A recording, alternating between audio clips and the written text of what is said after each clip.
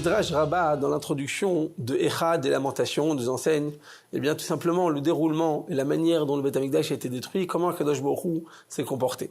Voilà que le Midrash nous enseigne que Akadosh Baruch Hu, lorsqu'il a voulu détruire le Beth Amikdash, a dit, ça y est, Am Israël a trop fauté, ils ont fait trop de avérotes, trop de péchés, je ne peux plus continuer à supporter tous ces péchés, je vais devoir détruire le Beth Amikdash. Simplement, eh bien, chaque fois que je serai avec l'Am Israël, tant que je serai installé parmi le peuple juif, eh bien, les Goïm, les Umot HaOlam, les nations du monde ne pourront pas nous faire du mal. C'est la raison pour laquelle, eh bien, je vais quitter l'Am Israël. Je vais quitter ce monde bas et je vais remonter dans ma demeure de l'au-delà, dans ma demeure céleste. Et voilà, à ce moment-là, eh bien, Kadosh Baruch Hu est monté. Lorsqu'il est monté, eh bien, à ce moment-là, les Goïm, les ennemis sont rentrés au Beth Amikdash. Ils ont commencé à détruire le Beth Amikdash, ils ont commencé à le brûler. Et à ce moment-là, Akadosh Baruch Hu a commencé à se plaindre et à dire, voyons comment c'est possible que mon Beth Amikdash se détruise de cette manière, et puis personne ne fait quoi que ce soit. Où sont tous mes tzadikim? Où sont tous les ancêtres? Où l'Am Israël? Et à ce moment-là, Akadosh Baruch Hu pleurait. Jusqu'à ce moment-là, eh bien, il y a Yirmiyahu, Jérémie, donc le fameux Jérémiade qu'on a l'habitude de lire à Tisha B'Av. Il a dit, dis-moi, Jérémie, tu n'es même pas là pour pouvoir me consoler. Tu n'es même pas là pour pouvoir m'empêcher de détruire ce Beth Amikdash. Jérémie a dit, que veux-tu que je fasse? Si tu as décidé de le faire, je peux rien faire. Alors à ce moment-là, Kadosh Baruch Hu a dit, Alvaï, que je puisse retrouver Avraham, Yitzhak, Yaakov, Moshe, appelle-les-moi. Alors Jérémie a dit, mais comment je vais retrouver Moshe? Moshe, il est dans un désert, on sait, personne ne peut savoir. Le Yada Ishmael, comme Kfurato, personne ne peut savoir où il est enterré. J'ai aucune manière de pouvoir le retrouver. À ce moment-là, eh bien, Kadosh Baruch Hu lui a dit, regarde, tu vas aller dans le désert et tu vas dire, Ben Amram, tu es convoqué dans le Bedin Shelma, là, tu es convoqué dans le tribunal céleste. Et effectivement, Jérémie est parti et il a commencé à appeler Ben Amram. À ce moment-là, Moshe Rabbeinu est venu et dit, qu'est-ce qui se passe? Makara Yom Yomaim, qu'est-ce qui se passe? Comment vous me réveillez de la mort? Que se passe-t-il? Alors Jérémie lui a dit, écoute, Akadosh Baruch Hu t'a convoqué dans le ciel, tu vas devoir, eh bien, venir lui parler. Il dit, qu'est-ce qui s'est passé? Il dit, je peux pas te raconter, va voir. Lorsque Moshe Rabbeinu a été convoqué dans le Bendil Shelma, là, dans le tribunal céleste, il a demandé aux anges, il a rencontré au chemin, qu'est-ce qu'Akadosh Baruch Hu attend de moi? Pourquoi m'a-t-il convoqué? Ils lui ont dit, tu es pas au courant. Akadosh Baruch Hu a détruit le Beth Amikdash, Akadosh Baruch Hu attend que tu viennes pour lui parler, pour le consoler. À ce moment-là, Moshe Rabbeinu a entendu ça, il a déchiré ses habits, il a commencé à pleurer, il dit, Hachem, comment as-tu pu détruire le Beth Amikdash? Ça faisait tellement longtemps, j'ai sacrifié ma vie pour ce peuple juif, pour qu'il rentre en Israël, pour qu'il puisse construire le Beth Amikdash. Et voilà que tu l'as détruit. À ce moment-là, Kadosh Baruch Hu a pleuré, il lui a dit, mais parce que Am Israël a trop fauté, je les ai avertis, je les ai sermonnés, ils ont continué à fauter sans arrêt, j'ai dû détruire le Beth Amikdash. À ce moment-là, lorsque Avot Akdoshim, les patriarches, ont entendu ça, Avraham, il est venu, il dit, pourquoi tout le monde crie, pourquoi tout le monde pleure? Il dit, parce que le Beth Amikdash a été détruit. À ce moment-là, Avraham, il a dit, quoi? Le Beth Amikdash a été détruit. Moshe a dit, alors amenez, qui témoigne que Am Israël a fauté? Je ne crois pas, c'est mon peuple, c'est mes enfants. Je me suis sacrifié j'ai donné mon sang pour ce peuple. Prouvez-moi qu'Am Israël a fauté. Qui témoigne? À ce moment-là, eh bien, Kadosh Baruch Hu a dit la Torah. La Torah elle-même va témoigner combien Am Israël a fauté, combien Am Israël a transgressé les commandements de la Torah. À ce moment-là, lorsque la Torah est venue pour témoigner, Avraham Avinu a attrapé la Torah et dit, attends, tu n'as pas honte? Toi, la Torah, Kdosha, Kadosh Baruch Hu, il a voulu la donner au monde, il a voulu la descendre sur terre, et tous les Umot HaOlam, toutes les nations ont refusé de recevoir la Torah. Et le seul peuple qui a accepté de prendre la Torah, c'est Am Israël. Et maintenant, tu vas te retourner contre Am Israël, tu vas témoigner contre Am Israël, tu n'as pas honte de faire ça. À ce moment-là, eh bien, la Torah n'a pas su quoi dire. Elle était convoquée devant Hachem pour pouvoir témoigner, mais Avraham, eh bien, l'a remise en question et Moshe Rabbeinu était à côté. Il était en train de participer à cette scène et elle savait plus quoi répondre. Alors, à ce moment-là, eh bien, Avraham Avinu lui a dit, regarde, moi, toute ma vie, eh bien, j'avais un enfant. À l'âge de 100 ans, j'ai eu un enfant. Et toi, Kadosh Baruch Hu, tu m'as demandé de prendre mon enfant et de le sacrifier. Et je suis monté sur le Har Moria, j'ai pas réfléchi, j'ai pas pensé deux fois, j'ai pris mon fils, et sur place, j'étais prêt à le tuer. Toi, Kadosh Baruch Hu, parce qu'ils ont fait la Avodah Zarah. Avodah Zarah, c'est quoi? C'est rien, c'est que du vent, c'est que des idoles, c'est que des bouddhas, ça sert à rien. Et je vais jalouser. Moi, mon fils, j'étais prêt à le tuer pour toi, Kadosh Baruch Hu, tu n'es pas prêt à effacer les fautes de mes enfants. À ce moment-là, Yitzhak est venu et intervenu, il dit à Kadosh Baruch Hu, lorsque mon père m'a pris et il m'a mis sur l'autel pour me tuer, ne crois pas que j'avais un an, que j'avais quelques mois, que j'étais inconscient. J'étais parfaitement conscient. J'avais 37 ans. Et lorsque j'ai demandé à mon père, papa, où se trouve l'holocauste qu'on va pouvoir amener sur l'autel, eh bien, Kadosh, tu m'as répondu, Hachem, Irelo et Tasen, Dieu va nous montrer. À ce moment-là, j'ai compris que c'est moi dont il s'agissait, c'est moi que j'allais sacrifier. Et immédiatement, eh bien, j'ai tendu mon cou pour que mon père puisse me faire la shrita, pour qu'il puisse me tuer. Je me suis pas plaint, j'ai accepté sur moi. Pourquoi? Pour ton saint nom, Kadosh Baruch Hu. Et toi, Hachem, tu n'es pas prêt à pardonner les fautes du Ham Israël.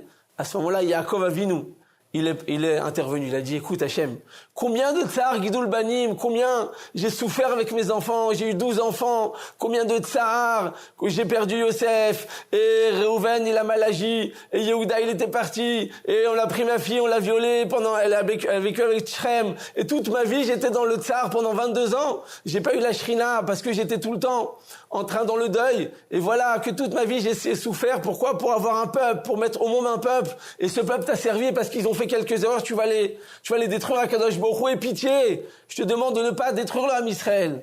Et Akadosh Baruch Hu écoutait toutes ces plaintes et toutes ces revendications de Moshe, de Abraham, de Yitzhak et de Yaakov. Et Akadosh Baruch Hu continue à pleurer, il dit mais ils ont trop fauté, je ne peux plus leur pardonner. À ce moment-là, eh bien, Rachel Imenu est intervenue. Elle a dit à Akadosh Baruch Hu, regarde, tu m'avais promis, Yaakov Avinu, c'était mon mazal. Il m'était, eh bien, tout simplement, il devait se marier avec moi. Et voilà que lorsque j'ai appris que ma sœur Léa, ma grande sœur, elle devait se marier avec Esav, et que mon père allait nous changer entre Rachel et Léa, eh bien, Lavan, il a fait un subterfuge. Eh bien, à ce moment-là, je lui ai livré tous les signes. Parce que Yaakov Avinu savait pertinemment que mon père, eh bien, c'était un homme qui n'était pas droit, et qui allait faire toutes sortes de subterfuges, eh bien, il m'a donné des signes, des secrets. Tous ces secrets, je les ai livrés à ma sœur pour pas qu'elle ait honte. Et non seulement je lui ai livré tous les secrets pour pas qu'elle ait honte une seconde, mais en plus de ça, je me suis mis sous le lit pendant qu'Yaakov était avec Léa sur le lit, et moi, je répondais. Lorsque Yaakov parlait, je me mettais en sous le lit. J'ai pris sur moi cette souffrance. Pourquoi? Pour ne pas faire honte à ma sœur une seule seconde. Et non seulement j'ai vécu avec ça toute ma vie, j'ai vécu avec ma sœur, qui donc avait pris mon mari. Je l'ai pris, je lui ai pas donné la sensation qu'elle avait pris mon mari, j'ai pas donné la sensation que je lui ai rendu un service, je lui ai tout simplement donné la sensation que j'étais content, que j'étais heureuse, et que j'ai pris sur moi. Et à ce moment-là, eh bien, tu m'as même pas récompensé pour toi. Et toi, Kadosh Baruch Hu, qu'est-ce qui se passe? Ham Israël, ils vont servir des idoles. Mais qu'est-ce que c'est les idoles? C'est rien du tout. C'est du bois, c'est du fer, ce sont des fausses divinités. Tu sais très bien qu'il n'y a rien de vrai dans tout ça. Toi, tu les jalouses, tu dis jalouse ces divinités, tu veux détruire Ham Israël parce qu'ils ont détruit, parce qu'ils ont servi les divinités. Pourquoi n'as-tu pas, eh bien, de compassion? Pourquoi n'as-tu pas de rachmanout, de miséricorde pour ce Ham Israël? Moi, j'ai eu de la peine et j'ai pris sur moi, alors que c'était ma sœur et que j'avais une véritable souffrance interne. Et toi, Kadosh Baruch Hu, tu sais très bien que c'est du vent, tout ça. Et toutes les idoles ne servent à rien, elles n'existent même pas. Et tu les jalouses. Tu peux pas leur pardonner à Kadosh Baruch Hu. Akadosh Baruch Hu, à ce moment-là, il a répondu, il a dit, Rachel, Bisrouter, c'est par ton mérite que je vais sauver l'âme Israël. C'est par ton mérite, effectivement, ni pour Moshe Rabbeinu, ni pour Avraham Avinu, ni pour Yitzhak Avinu, ni pour Yaakov, pour personne. Pour toi, Rachel, je suis prête à prendre sur moi le fait de ne pas détruire le Beth Amikdash. Pourquoi? Parce que tu as raison. Kohamar Hashem, Kol Barama Nishma, Nei Bechit Amurim, Rachel Mevaka Albanea, Me'ana Leilachem Albanea, Ki Nenu Veno Amar, Ko Hashem, Mini, colère, mi bechi, Akadosh Baruch Hu, il vient et il dit, Rachel, je te demande de pas pleurer, parce que tu as eu raison de moi. Et effectivement, grâce à toi, Rachel, eh bien, je vais reconstruire le Beth Amikdash. Je prends sur moi Ninishba, Akadosh Baruch Hu, il dit à Rachel, et je jure que grâce à toi, Rachel, je vais reconstruire le Beth Amikdash. Pourquoi? Parce que tu as trouvé les bons arguments. Tu as eu raison, Rachel. Et effectivement, Rabotai, bien pendant cette période de Tisha B'Av, c'est vrai que c'est un jour de deuil, mais nous devons bien tout simplement faire une introspection et comprendre pourquoi Akadosh Baruch Hu a-t-il détruit le Beth Amikdash. Il a détruit le Beth Amikdash. Le deuxième Beth Amikdash a été détruit à cause de la Sinat Rinam, à cause du manque d'amour dans l'âme Israël, à cause de la haine gratuite. Le premier Beth Amikdash a été détruit à cause de Avodah Zara, Gilui Arayot et Shfichut Damim, mais la Torah a dévoilé la raison de la destruction. Donc effectivement, quand on fait tchouva, on sera pardonné. Donc effectivement, on a fait tchouva.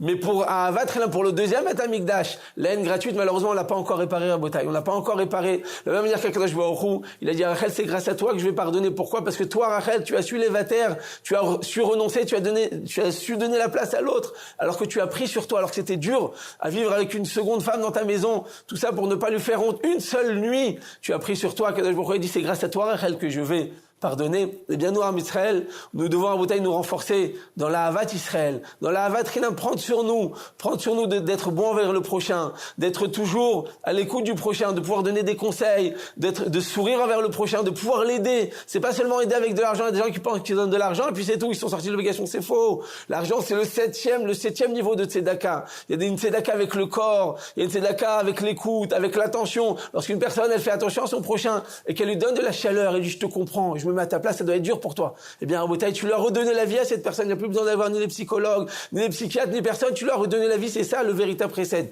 Quand on se renforcera dans la Havat Chinam, quand on se renforcera, eh bien, dans l'amour du prochain et on s'éloignera totalement de la haine gratuite, eh bien, à ce moment-là, Kadosh Baruch Hu va très bientôt, Bezrat Hashem, reconstruire le Beit HaMikdash. Amen ve Amen.